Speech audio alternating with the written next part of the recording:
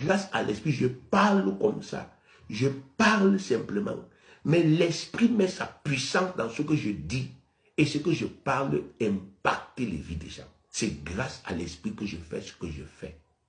C'est grâce à l'esprit que j'ouvre les yeux des aveugles. C'est grâce à l'esprit que je délivre les captifs. Donc ici, nous voyons notre propre maître. Nous appelons Jésus le maître. Mais nous voyons notre maître qui met en avant l'esprit, qui réfère à l'esprit comme le moyen.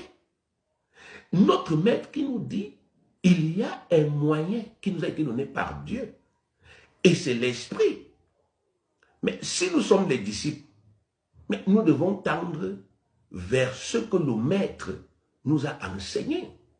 Le maître nous montre l'esprit comme le moyen pour solutionner nos problèmes. Mais nous devons apprendre, bien-aimés.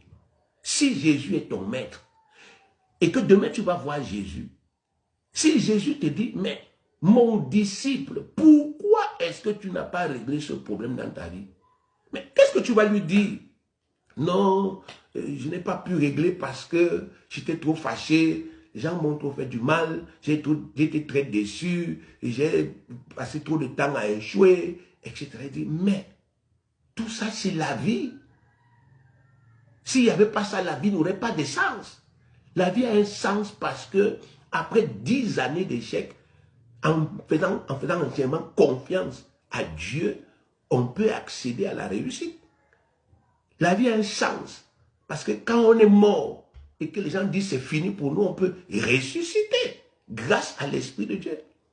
La vie a un sens pour nous parce que quand l'hôpital dit cette maladie est incurable, elle ne peut pas, grâce à l'Esprit de Dieu, on peut avoir un miracle. C'est pourquoi que la vie a un sens. C'est pourquoi la vie vaut la peine d'être vécue. C'est pourquoi les combats de la vie valent la peine d'être menés. La vie a un sens. Parce que, effectivement, après avoir été déçu, en mettant notre confiance en Dieu, on peut être, n'est-ce pas, effectivement, comblé. C'est pour ça qu'il faut mener ce combat.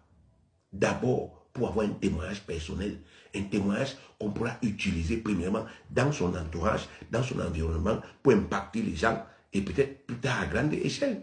Vous voyez la Bible. La Bible est remplie de témoignages de gens ordinaires, des personnes ordinaires, des gens qui hier n'étaient rien, mais qui grâce à leur foi, grâce à la croyance, la vie est pleine. Bien aimé, la Bible est pleine de témoignages. Des gens qui n'étaient